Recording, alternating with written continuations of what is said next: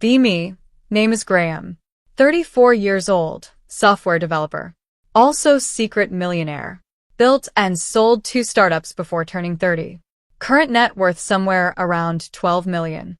But you'd never know it looking at me. I drive a 10-year-old Honda.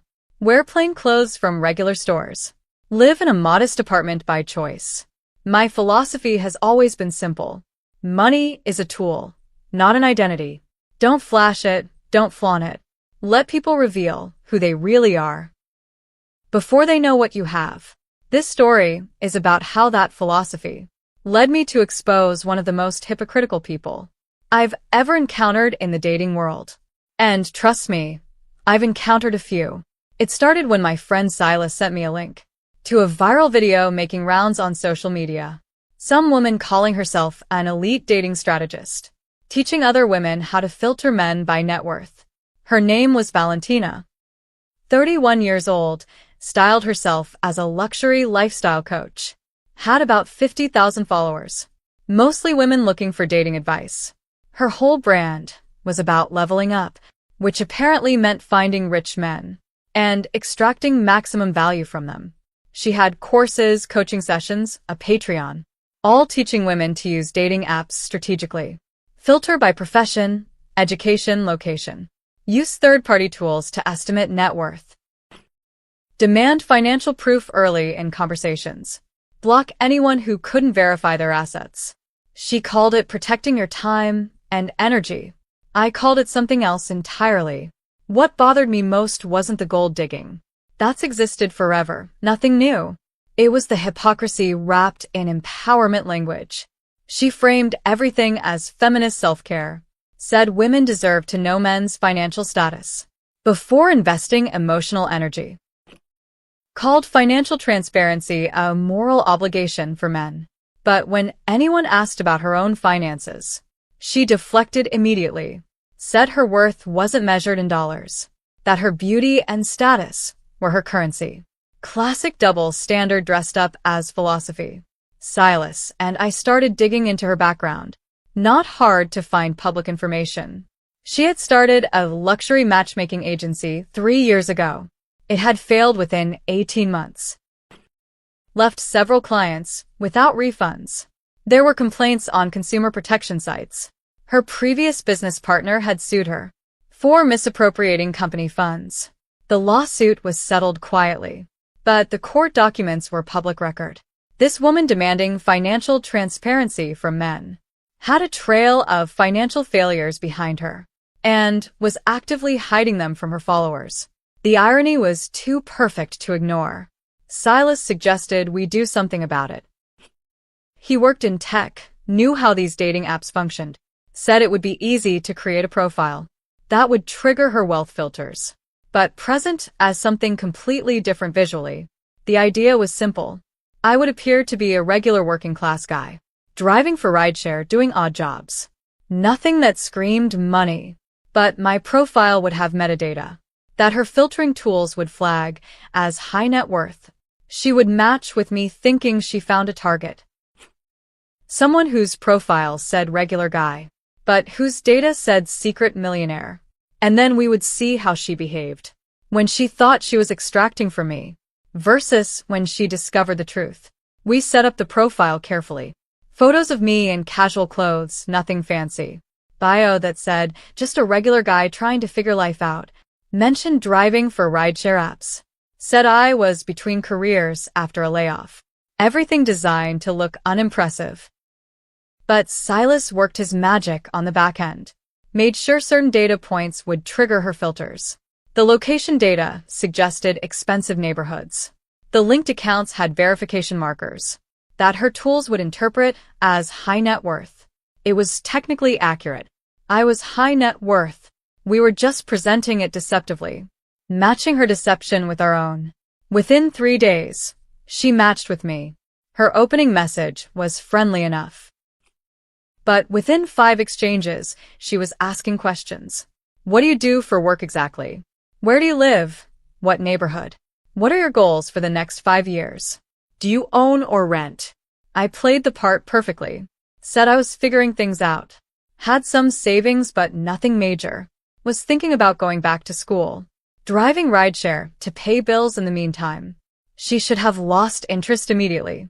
A real person looking for connection would have either clicked or not based on conversation.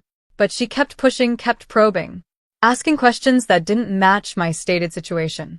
Like, she knew something I hadn't told her. Which of course she did. Her filters had flagged me as wealthy. But my words said otherwise. She was trying to reconcile the contradiction. Finally, she suggested we meet in person. Said she wanted to connect on a deeper level.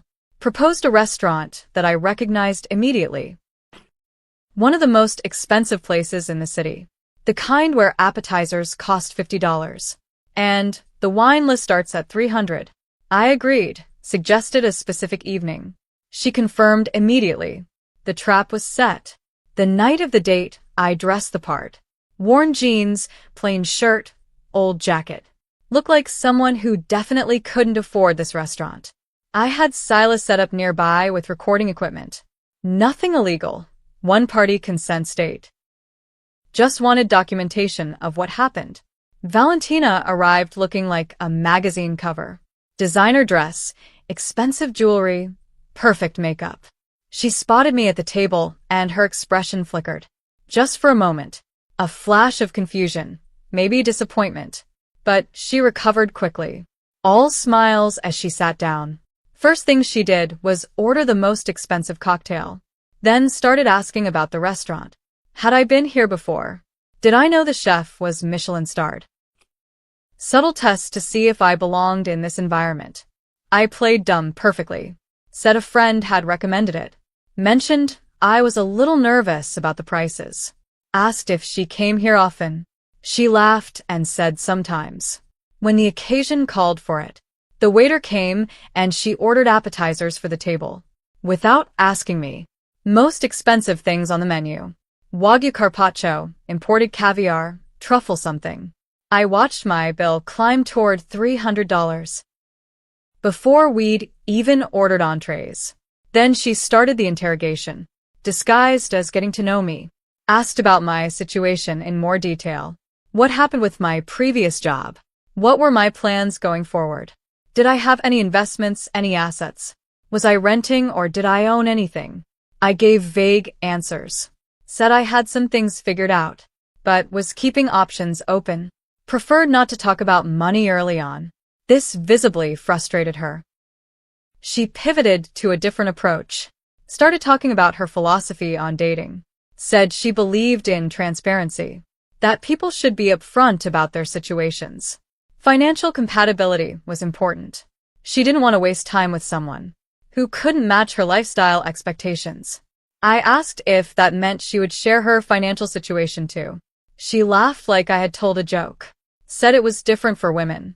Women brought other things to the table. Their presence, their beauty, their social value. Men brought resources, that was the exchange. Traditional values wrapped in modern language. I pushed a little more. Asked about her business, her career. She talked about her coaching practice. Made it sound incredibly successful. Mentioned high-profile clients, without naming anyone. Said she was selective about who she worked with. Painted a picture of a thriving enterprise. I knew from public records this was fiction. Her matchmaking agency had failed. Her coaching business had minimal revenue. She was living off credit cards and hope, while demanding men prove their wealth. The audacity was almost impressive. When the entrees came, she ordered the most expensive again. Lobster, additional sides, another cocktail. Our bill was now approaching $600. For a first date with someone she thought was broke. She clearly expected me to pay. Or was testing whether I would panic and reveal my true finances. Either way, she was extracting value. Exactly as her philosophy suggested. After dinner, she suggested we continue the evening. Maybe go somewhere more private. I told her I wanted to ask something first. She looked intrigued, probably expecting a confession. Maybe hoping I would reveal I wasn't really a rideshare driver. Instead, I asked about her previous business, the matchmaking agency that had failed. Her face went pale instantly. She asked how I knew about that. I mentioned the court documents, the lawsuit, the clients who complained about missing refunds. She started to stammer, said it was complicated, that her partner was the problem, that she had been a victim of circumstances. I asked how she reconciled demanding financial transparency while hiding her own financial failures. She got defensive immediately, said I was attacking her, that this was different, those situations were private. Men's finances were relevant to dating. Her business history was not. The double standard couldn't have been clearer. I pulled out my phone, showed her my actual investment portfolio, the one that verified my real net worth. $12 million, diversified across markets. Her eyes went wide. The transformation was instantaneous. Suddenly, she was touching my arm, laughing at things that weren't funny, saying she always knew there was something special about me, that she could tell I was different from other guys. The same woman who had been testing me all night, demanding I prove my worth, was now desperately trying to charm me, because now she knew what I had. I let her go on for a minute, enjoying the performance. Then I explained what was actually happening, that I had matched with her specifically, because I had seen her content, because I wanted to see if she practiced what she preached, or if she was a hypocrite profiting from insecurity. The answer was obvious. She tried to backtrack, said I had misunderstood her message, that she wasn't about money, she was about compatibility, that filtering was just practical, not materialistic. But we both knew the truth. She had spent the entire evening ordering expensive things on my assumed dollar, while hiding her own financial failures. And the moment she saw real wealth, she became a completely different person. I told her I had recorded the conversation, that I was going to share it with the people she was charging for advice on how to find wealthy partners. Maybe they deserved to know who they were actually taking advice from. She panicked completely, threatened lawyers, lawsuits, police, said I had violated her privacy, demanded I delete everything immediately. I reminded her we were in a one-party consent state, and that everything she had said was her own choice. She had chosen to demand my finances, while hiding her own failures. She had chosen to order expensive things, expecting someone she thought was poor to pay. She had chosen to transform completely. The moment wealth was revealed, all her choices, all documented. The date ended with her storming out, leaving me with the $600 bill, which I paid without concern. Small price for what we had captured. Silas and I edited the footage that night, cut together the highlights. Her demanding financial transparency, her deflecting questions about her own finances, her ordering expensive items without hesitation, her complete transformation at the wealth reveal, her panicked threats when she realized she was caught. It was damning and undeniable. We sent it to a few places. Some commentary channels that covered dating content, a journalist who had written about influencer accountability, and yes, to her Patreon subscribers, the people paying her for dating advice. The fallout was swift and brutal. Her subscriber count dropped by half in 2 days. Comments flooded her posts calling out the hypocrisy. Former clients came forward with their own stories. Screenshots of conversations where she had been dismissive. Stories of advice that had backfired spectacularly. The carefully curated image crumbled, exposed as what it always was, a grift wrapped in empowerment language. Valentina posted a response video, tearful, claiming she was being harassed, that the video was taken out of context, that she was a victim of misogynistic trolls. But the video spoke for itself. Her own words, her own behavior. Nobody had made her demand bank statements. Nobody had made her order $600 of food. Nobody had made her transform into a completely different person. The moment she saw real money, she had done all of that herself. We just documented it. Within a month, her coaching business was effectively dead. The Patreon was deleted. Her social media went private, then disappeared. Last I heard, she had moved to a different city, trying to rebuild under a different name. Maybe she learned something from the experience. Or maybe she's running the same playbook with a new audience who doesn't know her history. I didn't do this to be cruel. I did it because people deserve to know who they're taking advice from. If you're going to charge money to teach people how to evaluate partners financially, you better be able to withstand the same scrutiny. And you better not be hiding a trail of failures while demanding transparency from everyone else. That's the part that made this feel justified. Not exposing a gold digger. That's sad, but not really my business. But exposing someone profiting from hypocrisy. Teaching others to do what she couldn't do herself. That felt like accountability. For anyone watching who uses dating apps, be careful about people who seem too strategic, who ask unusual questions too early, who test you in ways that feel transactional. Real connection doesn't require bank statements. Real compatibility isn't measured in net worth. And anyone who tells you otherwise is probably trying to sell you something or take something from you. For anyone watching who's been targeted by people like this, know that your worth isn't your wallet.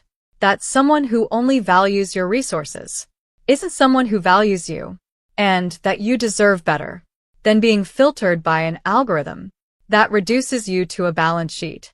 I'm still driving my old Honda, still wearing regular clothes, still letting people reveal themselves before they know what I have. Works every time. The real ones don't care about the car. The fake ones expose themselves without me having to do anything except give them enough rope. Anyway, that's my story about exposing a dating coach who demanded financial transparency while hiding her own financial disasters. Karma works slowly sometimes, but when it arrives completely. She filtered for wealth. She found it, and it ruined her. Perfect irony.